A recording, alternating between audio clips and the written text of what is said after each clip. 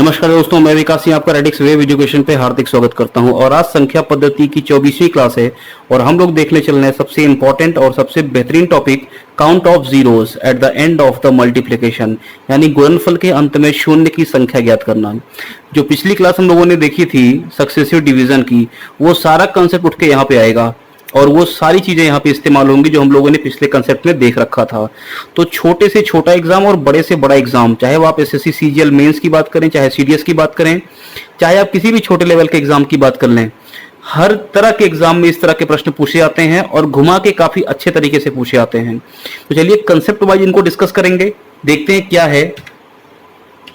अगर आपके सामने लिखा हो count of zero at the end of the multiplication, यानी कि गुणनफल के अंत में शून्य की संख्या ज्ञात करना, तो सबसे पहली बात तो ये समझ लीजिए कि क्या है इसका मतलब। मैंने आपके सामने एक नंबर लिखा, मैंने बोला कि 50098000।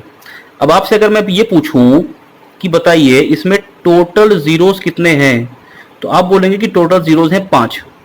लेकिन अगर मैं आपसे ये पूछूं कि ऐसे कितने जीरो हैं जिनके बाद कोई दूसरा अंक ना आया हो, तो आप बोलोगे कि ऐसे कितने जीरो हैं, ऐसे जीरोस हैं 3 जिनके बाद कोई दूसरा अंक नहीं आया। तो इन्हीं को क्या बोलते हैं, एंड जीरोस। इनकी संख्या कितनी है, 3। तो हमें यही पता करना है, हमें टोटल पता नहीं करना है। सबसे पहली बात तो ये क्लियर करिए। अब इन एंड के जीरोस का निर्माण होता कैसे, ये बनते कैसे हैं, सबसे पहले तो ये जानना जरूरी है। तो अगर मैं आपसे बोलूं कि मैंने 2 और 5 को मल्टीप्लाई कर दिया तो बताओ कितना बनेगा, तो आप बोलोगे 10 आएगा। तो बताओ एक शून्य मिल गया ना मुझे, कब मिला, जब मैंने 1 2 और 1 5 को मल्टीप्लाई कर दिया। यानी कि अगर मुझे यह पता चल जाए कि 2 और 5 के कितने पेयर्स हैं, यानी कितने युग्म हैं, तो मैं ये आसानी से बता सकता हूं कि मेरे पास एट द एंड कितने जीरो हैं। जैसे अगर मैं बोलूं कि 2 गुणे 5 गुणे 2 गुणे 5, तो अगर आप देखो तो 5 दूना 10 और 5 दूना 10, 10 गुणे 10 कितना हो जाएगा, 100। कितने जीरो है एट द एंड, 2। तो आप बताओ 5 और 2 का एक पेयर और 5 और 2 का ये दूसरा पेयर, तो जितने 5 और 2 के पेयर होंगे उतने ही मेरे जीरो बनेंगे। इतनी बात समझ में आ रही है। इसका सीधा सा मतलब हो गया कि मुझे कुछ नहीं पता करना, मुझे ये पता करना है कि 5 और 2 के पेयर हैं कितने। अगर मैं आपसे बोलूं कि 5 और 2 के 10 पेयर हैं तो कितने जीरो बनेंगे एट द एंड, 10 जीरो बनेंगे। मैं बोलूं 5 और 2 के पेयरों की संख्या 9 है तो कितने जीरो बनेंगे एट द एंड, 9 जीरो बनेंगे।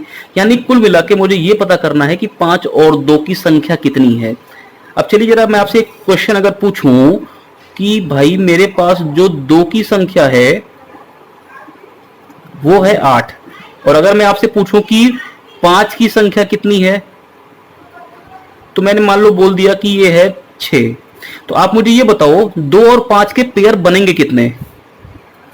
भाई 2 कितनी बार आया है, 8 बार। 5 कितनी बार आया है, 6 बार। तो अगर मैं लिखूं तो 2 को मैंने 8 बार लिख लिया, चलो 3 4 5 6 7 और 8, और 5 को मैंने 6 बार लिख लिया, 3 4 5 और 6।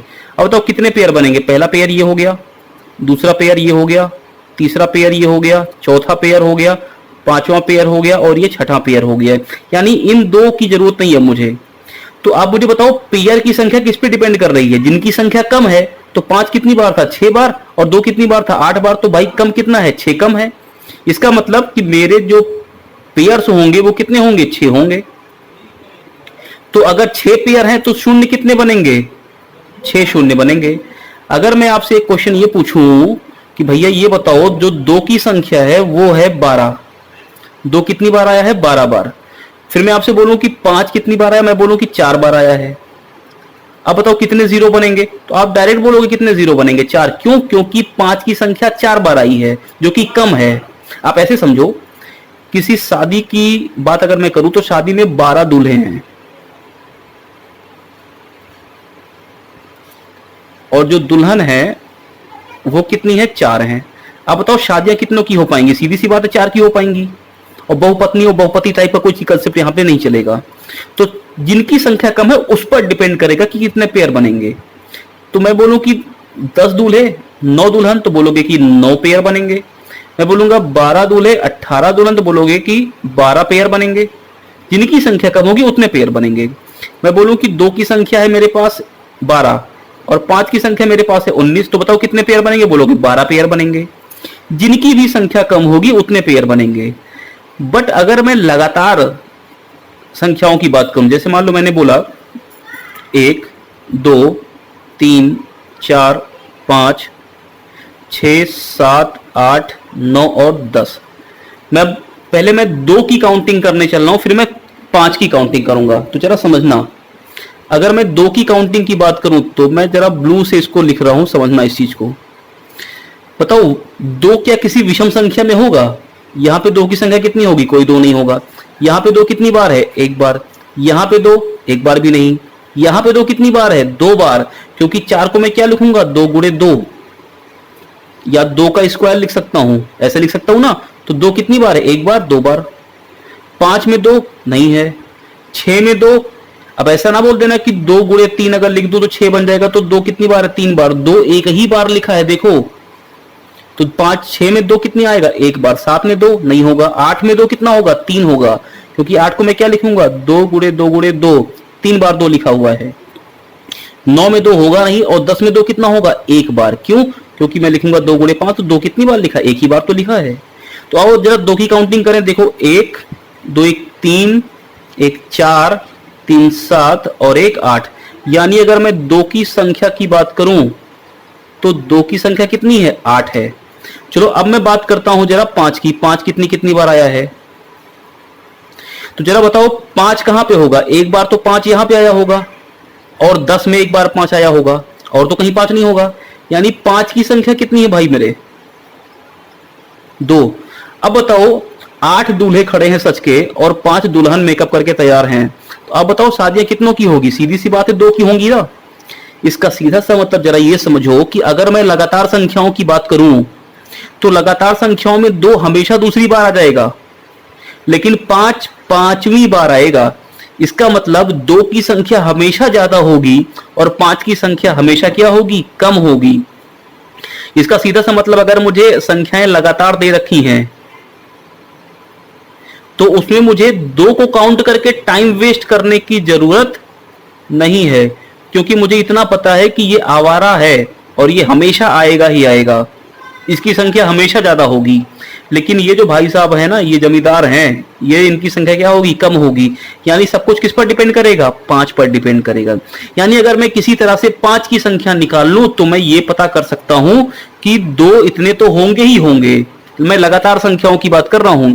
अब ऐसा तो नहीं हो गया कि बाहर से थोक में मेरे पास 5 की अवेलेबिलिटी हो गई। जैसे मान लो मैंने लिखा 1 से लेके 100 तक की संख्याएं, तो सीधी सी बात इसमें 2 की संख्या ज्यादा होगी और 5 की संख्या इसमें कम होगी। तो सब कुछ किस पे डिपेंड करेगा? 5 में।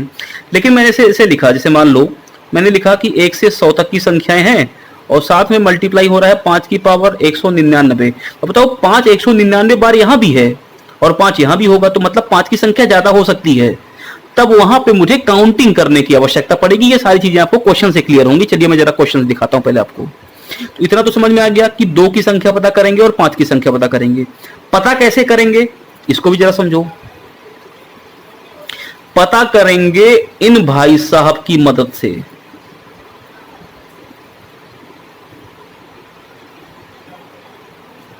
क्रमिक विभाजन से। कैसे? अब देखो यहां पे क्वेश्चंस इस्तेमाल कैसे होते हैं, पहले मैं आपको ये समझा दूं। जैसे मान लो मैंने एक क्वेश्चन लिखा, मैंने लिखा 5 गुणे 19 इंटू 38 इंटू 40। ठीक है, इतना लिखा मैंने बोला कि इसमें शून्य की संख्या बताओ एट द एंड कितनी होगी। तो मैं क्या पता करूंगा? मैं 5 पता करूंगा और मैं 2 पता करूंगा। चलो मैं पहले 5 पता करता हूं। 5 यहां पे एक बार मिल गया, यहां 5 होगा नहीं, यहां 5 होगा नहीं। 40 में मैं क्या लिख सकता हूं? 5 गुणे 8, एक बार 5 यहां हो गया, यानी 5 की संख्या कितनी है? 2। अब 2 कितनी बार मिलेगा? देखो 38 में 2 कितनी बार मिलेगा? एक बार, क्योंकि मैं क्या लिखूंगा? 19 गुणे 2 38, एक बार 2 यहां मिलेगा। और 40 की अगर मैं बात करूं तो बताओ 8 पंचे 40 लिख सकता हूं ना। 8 का मतलब कितना हो गया? 2 गुणे 2 गुणे 2, 3 बार 2 यहां पे, एक बार 2 यहां पे, यानी 2 कितनी बार है? 4 बार है। अब बताओ 5 की संख्या कम है ना, तो यानी कि किस पे डिपेंड करेगा? 5 पे। यानी कि कितने 5 हैं? 2, तो 2 पेयर बनेंगे। 2 पेयर बनेंगे तो 0 कितने होंगे? 2। इन सारी चीजों को क्वेश्चन से डिस्कस करेंगे। कैसे करेंगे वो समझते हैं जरा। पहला क्वेश्चन जरा देखिए, क्वेश्चन नंबर 53। इस क्वेश्चन में ये कह रहा है कि ये कोई मल्टीप्लाई है, इसमें आपको शून्य की संख्या पता करनी है। तो मुझे क्या पता करना पड़ेगा इस शून्य संख्या में? मुझे ये पता करना पड़ेगा कि 2 की संख्या कितनी है, फिर मुझे पता करना पड़ेगा कि 5 की संख्या कितनी है। जिसकी संख्या कम होगी उतने पेयर बनेंगे, उतने जीरो होंगे। तो आप मुझे एक बार बताओ, यहां 2 मिलेगा क्या? नहीं। यहां 2 मिलेगा? हाँ मिलेगा, क्योंकि सम संख्या है। यहां 2 मिलेगा? नहीं। यहां पे 2 मिलेगा? बिल्कुल मिलेगा। यहां नहीं मिलेगा 2, और यहां 2 मिलेगा। अब आप मुझे बताओ सबसे पहले कि मैं अगर 2 निकालूं तो पहले 316 में 2 कितनी बार आएगा? तो 316 को अगर मैं लिखना चाहूं तो 2 से भाग कर दूं, गुणनखंड कर दूं इसका। भाई 2 से भाग कर दूं तो ये कितनी बार गया? 15 दूना 30, 16। फिर मैं 2 से भाग कर दूं यहाँ पे, 2 सत्ते 14, 1 15, 2 9 18। अब तो ये विषम संख्या है, तो 2 मिलेगा नहीं यहाँ पे। यहाँ 2 मिल गया मुझे, कितनी बार? 2 बार। यानी 316 में कितने 2? 2। तो अगर 316 में 2 2 तो यहाँ भी 2 2 होंगे, तो 4 2 हो गए मेरे पास। 212 की अगर मैं बात करूं तो 212 को भी मैं गुणनखंड करके पता कर लूं कितने 2 होंगे। तो बताओ, मैं भाग कर दूं यहाँ पे, फिर 2 से भाग कर दिया। अब तो ये विषम संख्या, तो 2 कितनी बार आ गया? 2 बार। यानी कुल 2 कितने हैं? 2 2 4 और 2 6। तो 2 की संख्या कितनी हो गई? 6। अब 5 पता करते हैं। बताओ 155 की अगर मैं बात करूं तो 155 को अगर मैं 5 से भाग कर दूं तो 5 3 15, 5 1 कम 5। तो 5 कितनी बार? 1 बार। और 125 में 5 कितनी बार होगा? 3 बार होगा, क्योंकि 5 गुणे 5 गुणे 5 लिख सकते हैं ना इसको। 5 कितनी बार है? 3 बार। तो भाई 3 बार 5 यहाँ पे, 1 बार यहाँ पे, 5 कितनी बार आ गया? 4 बार। तो 2 की संख्या कितनी है? 6। 5 की संख्या कितनी है? 4। यानी कि मुझे ये पता चल गया कि 5 की संख्या कम है, तो 5 के आधार पे ही जीरो का निर्माण होगा। तो जीरो कितने होंगे? 4 होंगे। क्यों? क्योंकि अगर 2 की संख्या 4 है और 5 की संख्या 2 की संख्या 6 है और 5 की संख्या 4 है, तो पेयर कितने बनेंगे? 4। और जितने पेयर बनेंगे उतने जीरो बनेंगे। बात समझ में आ रही है?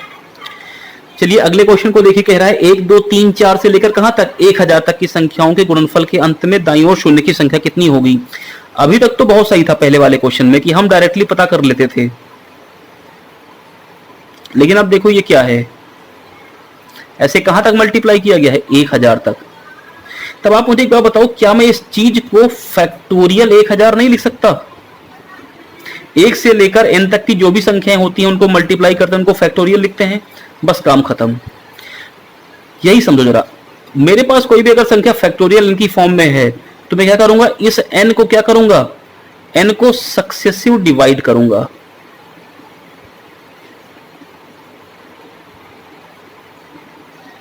किससे करूंगा? भाई मुझे क्या पता करना है? 2 और 5 की संख्या, तो मैं 2 से करूंगा और 5 से करूंगा। एक बार मैं इस क्वेश्चन को आपको करके दिखाता हूं, आप पहले इस तरह के क्वेश्चन को समझो और फिर 54वें क्वेश्चन को करेंगे। मैंने लिखा कि फैक्टोरियल 100, इसका मतलब क्या हो गया? अभी मैं इस क्वेश्चन को बाद में कराता हूं, पहले मैं फैक्टोरियल 100 को दिखाता हूं। 1 2 3 4 5 ऐसे कहां तक? 100 तक मल्टीप्लाई होगा। अब मैं इतनी बड़े संख्या में मैं 5 और 2 तो एक एक करके नहीं काउंट करूंगा ना, ये तो बहुत टाइम टेकिंग हो जाएगा। तो मैं क्या करने वाला हूं जरा समझो। मैं क्या करूंगा? मैं निकालने वाला हूं पहले 5 की संख्या। तो मैं क्या करूंगा? मैं 5 से फैक्टोरियल के अंदर जो भी नंबर लिखा है, यहां पे 100 लिखा है, तो मैं 5 से 100 को क्या करूंगा? सक्सेसिव डिवाइड करूंगा। तो चलो भाग करते हैं। 100 को अगर मैं 5 से भाग करूं तो अब देखो सक्सेसिव डिवीजन में क्या होता है? भागफल का विभाजन होता है कि नहीं होता है? जब भागफल का विभाजन होता है इसका मतलब हो गया कि मुझे रिमाइंडर से नहीं मतलब है, मुझे शेषफल से मतलब नहीं है। मुझे किससे मतलब है? मुझे मतलब है तो सिर्फ और सिर्फ भागफल से। अब भागफल यानी कि क्वेश्चन निकालते हैं। आओ, तो 5 से अगर मैं 100 को भाग करूं तो कितनी बार जाएगा? 20 बार। अभी भी 5 से बड़ा है और भाग करेंगे, कितनी बार जाएगा? 5 चौका 20। अब 5 से छोटा नंबर आ गया तो भाग तो जाएगा नहीं। तो मेरे कितने भागफल आ गए? पहला भागफल 20 और दूसरा भागफल 4, दोनों को जोड़ दो, कितना हो गया? 24। तो जो ये योगफल आया ना, वही जिससे भाग किया उसकी संख्या हो जाएगी। तो यहां किससे भाग किया है? 5 से। तो 5 की संख्या कितनी होगी फैक्टोरियल 100 में? 24। आओ जरा 2 की संख्या निकाल के आपकी तसल्ली करा दूं। तो 2 की संख्या निकालने के लिए क्या करूंगा? 100 को 2 से भाग करूंगा। देखो कितनी बार गया? पहले 50 बार। फिर 2 से भाग करूंगा, कितनी बार गया? 25 बार। फिर 2 से भाग करूंगा, कितनी बार गया? 12 बार। भागफल लिख रहा हूं मैं, सारा ध्यान रखना, शेषफल से मतलब नहीं है। क्रमिक विभाजन में हमें क्या ध्यान रखना है, भागफल। तो 2 से अगर मैं फिर से भाग करूंगा कितनी बार गया, 6 बार। 2 से भाग करूंगा कितनी बार गया, 3 बार। 2 से भाग करूंगा कितनी बार गया, 1 बार। तो अब मेरे भागफल कितने हैं, 50, 25, 75, 75, 10, 85 और 2 87, 87, 6 3 9 और 1 10, 87 10 97। यानी 5 की संख्या कितनी है, 24। लेकिन 2 कितनी बार आया है, 97 बार। आप सोचो कि 24 दुल्हन खड़ी हैं और 97 दूल्हे हैं, तो शादियां कितनों की कर पाओगे, तो 24 की कर पाओगे। इसलिए किस पे डिपेंड कर रहा है, 5। तो अगर फैक्टोरियल में लिखा कोई भी नंबर होगा तो मुझे 2 को निकाल के टाइम वेस्ट करने की जरूरत नहीं है। मैं केवल और केवल 5 की संख्या निकाल लूंगा। 2 की संख्या हमेशा इससे बड़ी आएगी। इसलिए मुझे 2 की संख्या पे फोकस नहीं करना है, किस पे फोकस करना है, 5 की संख्या पे। वो कितनी है, 24। अगर 5 की संख्या है 24 तो 0 कितने आएंगे, 24 0 आएंगे। ऑप्शन कौन सा होगा यहाँ पे, ये तो वाला क्वेश्चन था, 24 जीरोज होंगे। बात समझ में आई। ऐसे अगर मैं आपसे बोलूं कि चलो अब क्वेश्चन करते हैं ये वाला 54वां, तो बताओ इस चीज को मैं क्या लिख सकता हूं, 1 गुणे 2 गुणे 3 से लेकर कहां तक, 1000 तक। तो इसको मैं क्या फैक्टोरियल 1000 नहीं लिख सकता। तो मैं क्या यहाँ पे 2 को निकाल के टाइम वेस्ट करूं, नहीं, मुझे किसको निकालना है, 5 को निकालना है। आओ 5 से भाग करते हैं, कैसे भाग करेंगे, सक्सेसिव। 1000 को मैं 5 से भाग करूंगा तो 200 बार गया। भागफल लिख रहा हूं मैं केवल, शेषफल नहीं। फिर भाग किया तो 40 बार गया, फिर भाग किया तो 8 बार गया, फिर भाग किया तो 1 बार गया। तो 240, 8 48 और 1 49, यानी कि टोटल कितना योगफल आ गया, 249। तो बताओ 5 की संख्या कितनी होगी, 249। अगर आप 2 देखना भी चाहते हो तो 1000 को किससे भाग करना पड़ेगा, 2 से। और देखो पहली बार में ही 500 आ गया, और भाग करोगे तो आएगा 250। भाई अगर इनको जोड़ोगे तो 249 से कहीं अधिक आएगा। इसका मतलब 249 बार 5 है, तो 2 भी कितनी बार होगा, इतनी बार तो होगा ही होगा। तो कितने पेयर बनेंगे, 249, और 249 पेयर बनेंगे तो 0 कितने होंगे, 249। बात समझ में आई। एक क्वेश्चन मैं और कराता हूं, जरा समझिए इसी पे। मैं बोलूं फैक्टोरियल 300 मैं बताऊं गुणनफल के अंत में कितने 0 होंगे। तो आप बोलोगे कि 2 को निकालने का मतलब नहीं है कि मैं किसको निकालूंगा, 5 को। तो मैं क्या करूं, 300 को जो भी फैक्टोरियल में लिखा हुआ उसको 5 से भाग करना शुरू करूंगा। तो 5 छक 30, और 5 से भाग कर दिया 12 बार गया, 5 से भाग कर दिया 5 दूना 10, 2 बार गया। अब तो भाग जाएगा नहीं। तो 60 12 कितना हो गया, 72 और 2 कितना हो गया, 74। यानी कि टोटल योगफल कितना आ गया, 74। तो मेरे 0 कितने होंगे, 74, क्योंकि सब कुछ किस पे डिपेंड कर रहा है, 5 पे। और 2 की संख्या इससे बहुत अधिक आएगी, चाहो तो देख लो। 300 को अगर मैं 2 से भाग करूंगा तो कितना रहेगा, 150 बार पहली बार ही चला गया, और भाग करूंगा 75 बार जाएगा, तो भाई बहुत अधिक आएगा। तो एक बात यहां पे और गांठ बांध लो कि अगर मुझे फैक्टोरियल में कोई भी संख्या लिखी है और मुझे कोई भी अभाज्य संख्या पता करनी है, कोई भी अभाज्य संख्या यानी कि प्राइम नंबर, ना कि 2 और 5, कोई भी अभाज्य संख्या, भाई 2 भी अभाज्य है, 5 भी अभाज्य है, मुझे पता करना है 3 कितनी बार आया है, तो मैं 3 से इसको भाग करूंगा। यानी आप ये पता कर सकते हो कि फैक्टोरियल में लिखी किसी भी संख्या में अभाज्य संख्या कितनी बार कोई आई है। जैसे अगर मैं आपसे पूछूं, मैं बोल दूं कि चलो बताओ फैक्टोरियल 100 में 3 कितनी बार है, तो आप क्या करोगे, एक एक काउंट करोगे, कैसे लिखोगे, 1 2 3 फिर 4 फिर 5 फिर 6, ऐसे कहां तक, 100 तक। तो बोलोगे एक 3 ये है, एक बार 3 यहां आएगा, तो ऐसे काउंट थोड़ी ना करेंगे। तो क्या करेंगे, फैक्टोरियल 100 में क्या लिखा है, 100 लिखा है, इसको 3 से भाग कर देंगे। केवल अभाज्य संख्या पता कर सकते हैं, ध्यान रखना। ऐसा नहीं कि अगर मैं बोलूं कि 4 कितनी बार है तो आप 4 ही पता कर लोगे, नहीं। अभाज्य संख्याओं की काउंटिंग यहां से कर सकते हैं। 3 से भाग किया कितनी बार गया, 33 बार। फिर 3 से भाग किया कितनी बार गया, 11 बार। फिर 3 से भाग किया 3 3 9 बार। अब 3 से भाग कर दिया 3 1 कम 3 बार। बताओ 33 और 11 कितना हो गया, 44, और 3 और 1 4, 44 4 कितना हो गया, 48। यानी 3 कितनी बार होगा, 48 बार होगा। तो कोई भी अभाज्य संख्या की काउंटिंग भी आप पता कर सकते हो। तो चलिए मैं आपसे एक क्वेश्चन ये पूछता हूं, आप बताइए फैक्टोरियल 200 में 7 कितनी बार है। तो क्या करोगे, 200 को किससे भाग करोगे, 7 से। तो 7 दूना 14, और भागफल ही लिखना है, शेषफल की बात मत करना कभी भी। अगर आपने क्रमिक विभाजन में शेषफल की बात की 0 में, तो ये सबसे बड़ा महापाप है। 7 दूना 14, 6 बचा 60, और हो गया 7 8 56। फिर 7 से भाग करो, 7 चौका 28, अब तो भाग जाएगा नहीं, 28 और 4 कितना हो गया 32, यानी 7 कितनी बार होगा 32 बार होगा। अरे बात सुनने आ रही है। चलिए आगे चलते हैं। अब देखिए क्या कह रहा है, 1 से 100 तक की सभी सम संख्याओं को गुणा किया जा रहा है।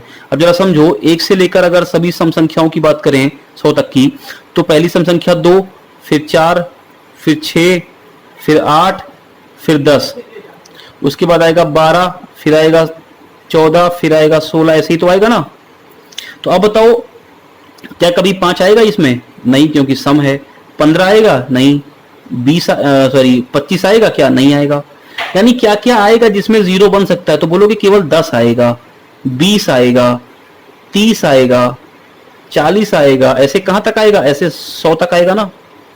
तो आप बताओ 10 से लेकर 100 तक कितनी संख्याएं हैं भाई? एक बार 10 में आएगा, फिर एक बार यहां पे आएगा, एक बार 30 में आएगा 0, एक बार 40 में 0 आएगा, एक बार 50 में आएगा। तो कितने 0 आएंगे 1 से लेकर 100 तक? 10 0 आएंगे। यानी ऑप्शन कौन सा होगा? 1 मिनट। अगर मैं